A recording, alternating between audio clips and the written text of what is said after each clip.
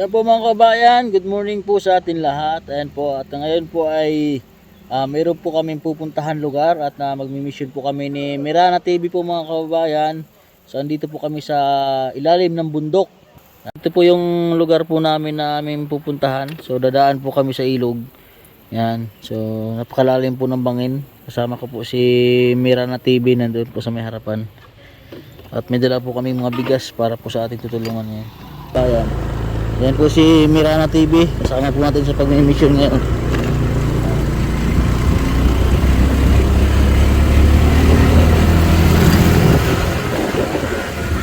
Ito po yung ating lugar na dadaan ngayon mga kababayan. Samahan niyo po kami sa pag-mission po namin dito sa bundok. So, ito po ay bundok po ito ng Batangas. So, hindi ko alam na mayroon pa po palang mga nakatira po dito sa pinakatutok ng bundok.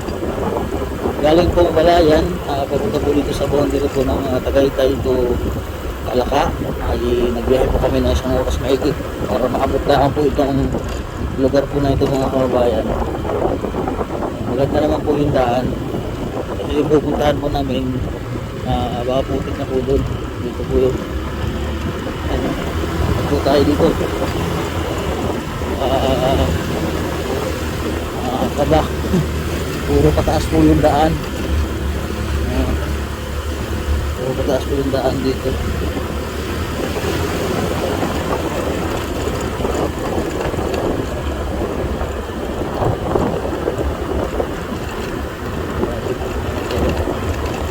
Andyan po si Mirana TV sa likod ko.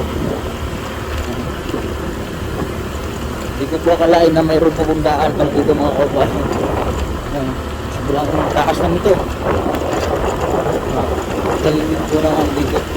Ayan po mga kabayan, nakarating na po tayo dito sa bahay po na isa po sa mga tutulungan po natin. Kasama ko po si Mirana TV, ang ating cameraman po ngayon. Tara po, pasok po tayo sa loob po ng bahay nila.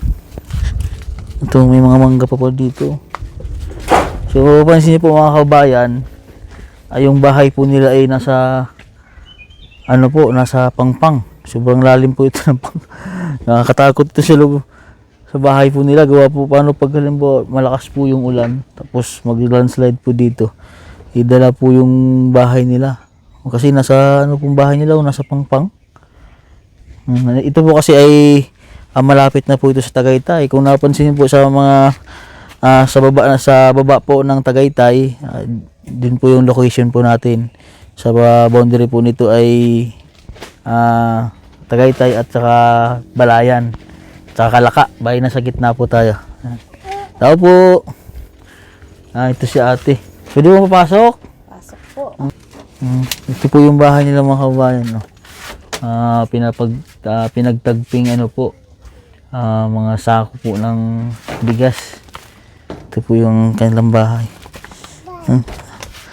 Tao po ang bahay niya. Pwede mo pasok yung bahay niyo? Ako po ay mabigat. Ha?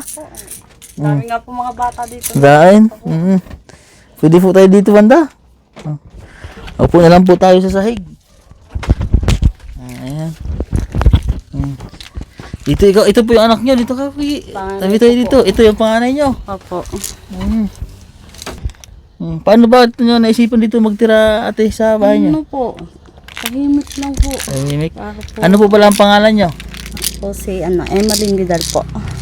Siya po si Ate Emeline Vidal. Opo. Ilang taon na po kayo? 27 po. 27 years old na po kayo. Ito yung anak niyo po itong panganay. Opo. Nag-aaral po yung anak niyo. Opo, ano po siya? Grade 5 po ngayong sunod na pasok ano po ito. Grade 5. So mag-grade 6 ka na po, Gi? Ano po, hindi po. Grade 5 po. Grade ngayong 5. sunod po. Ano pangalan mo? Gail po.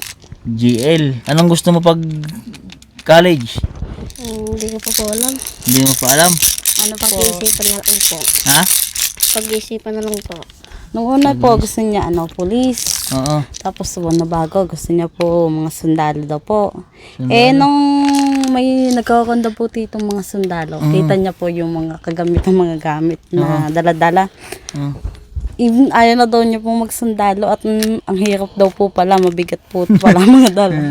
Mabigat yung mga dalahin ng mga sundalo. Opo, mag-iisip na lang daw po siya kung ano pong magandang gusto Kurso. niya. Opo.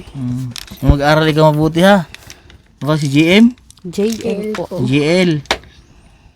So, napansin ko po to sa kanina mga kabayan, ikaw yung nagbubuhat nung kung ano. Ano po, tinulungan niya po yung kanyang pinsan.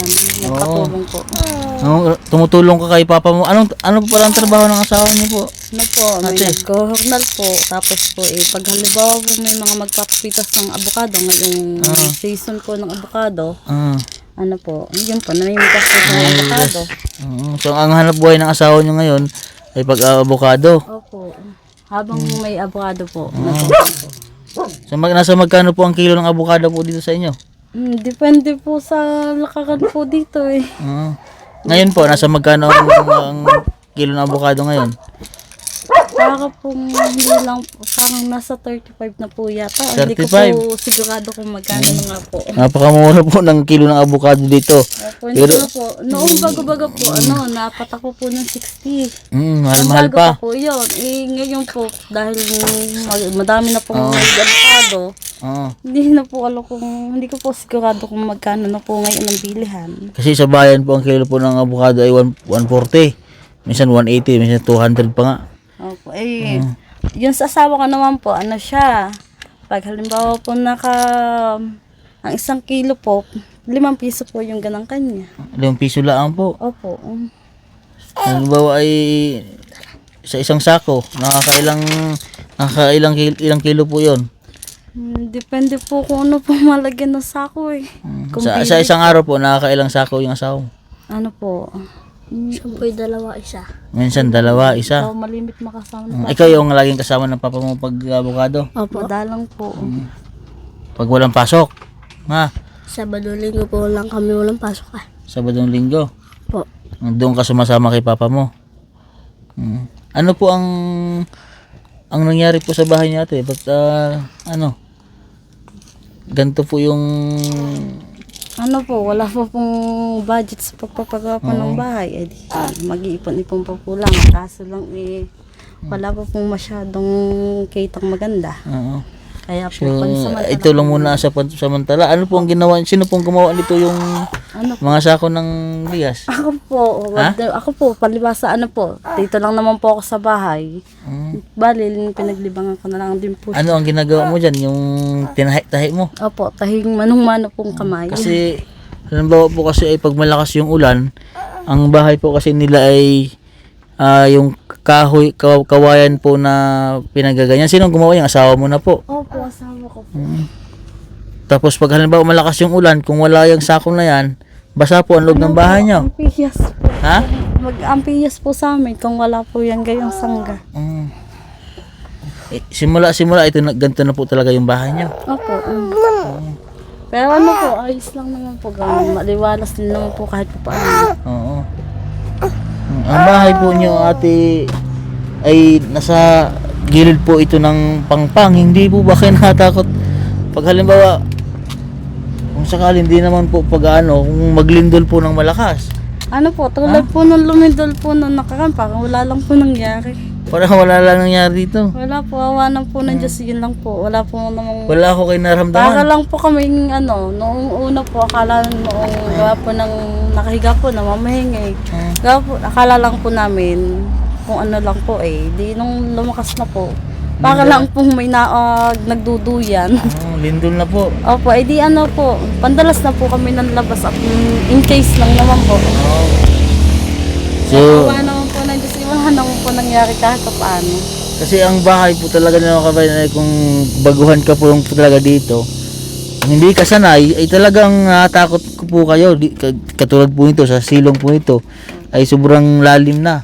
Ano yun, yung pong bahay naman po namin una po, ano po, ganito din kawayan. Kaya Ano po ang nangyari sa dati niya pong bahay? ano po, nag-uuling po kami noon. Hindi naman po wala po kami, ilang araw po kami. Hindi naman po alam na kung bakit po na sila. Baka po gawa po baka nakakapaglaro po ng apoy ang mga bata. Ang dahil ano po siya, kawayan po din. Tapos sasag po na yung palapa, yung sinalapid. Baka po Umabot. kuha po ng mga bata, nasa limpad yung paga. Ang bahay niyo po dati ay hindi ganto.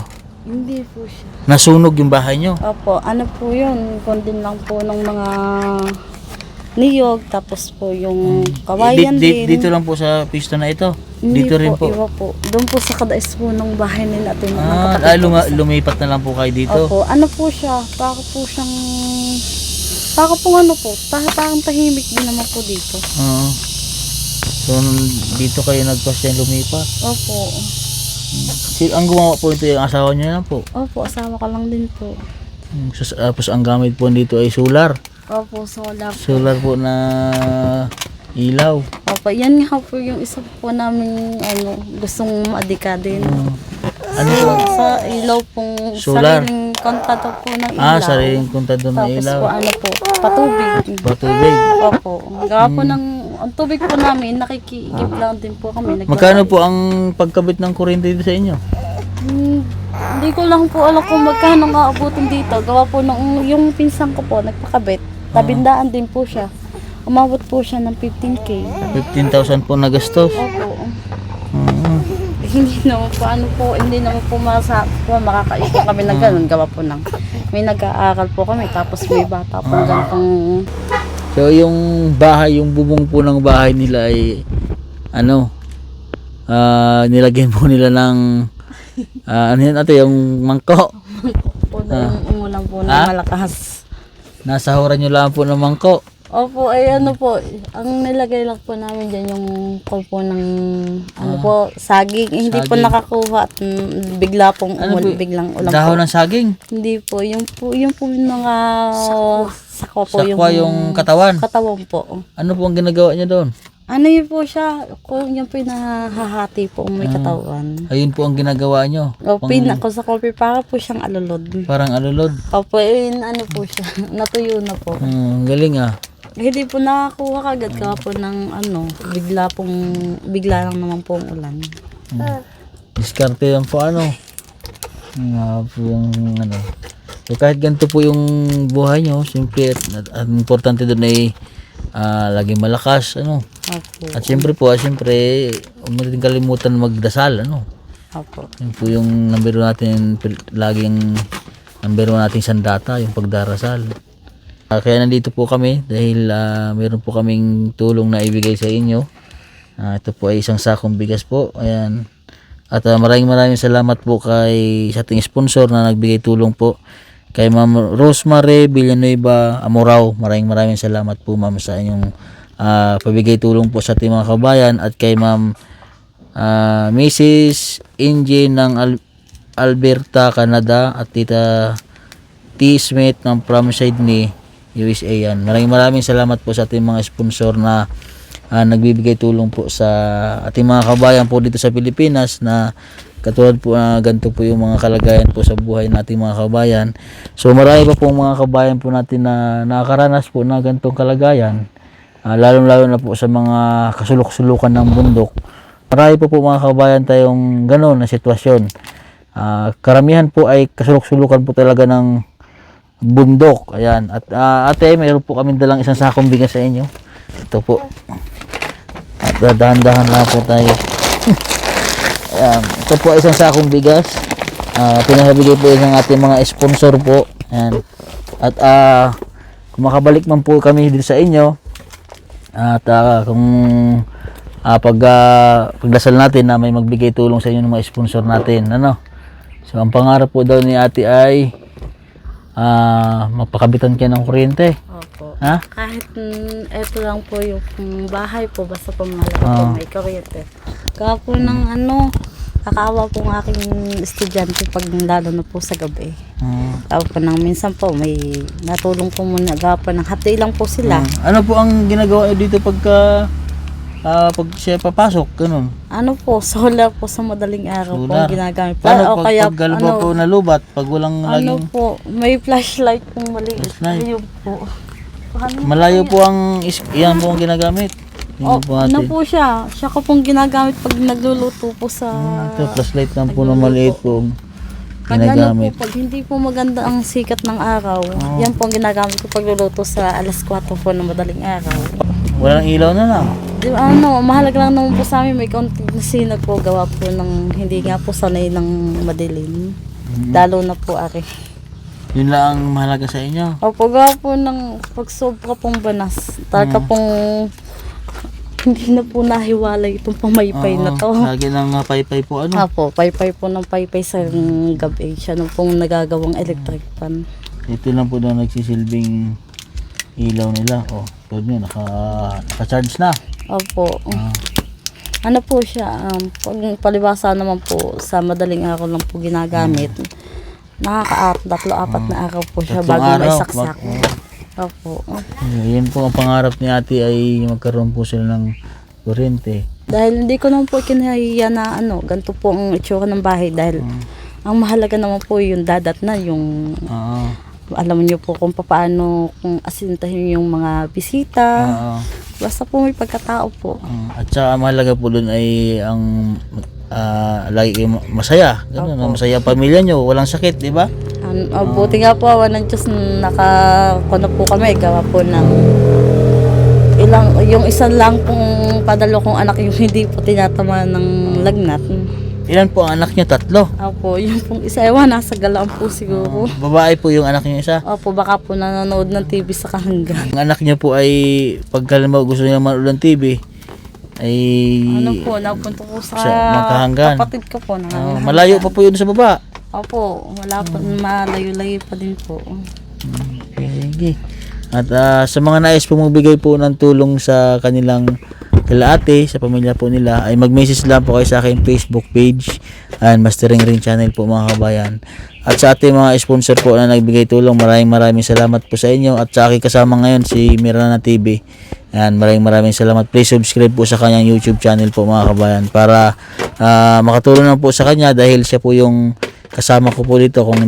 Kung hindi po dahil din sa kanya ay hindi natin mapuntahan si ate. At siya din po ay yung naging kasama na rin po namin nila Sir Paul, nila Ninong sa pag-charity vlog po dito sa Batangas. Marami na rin po siyang naibigay na matulungan po dito.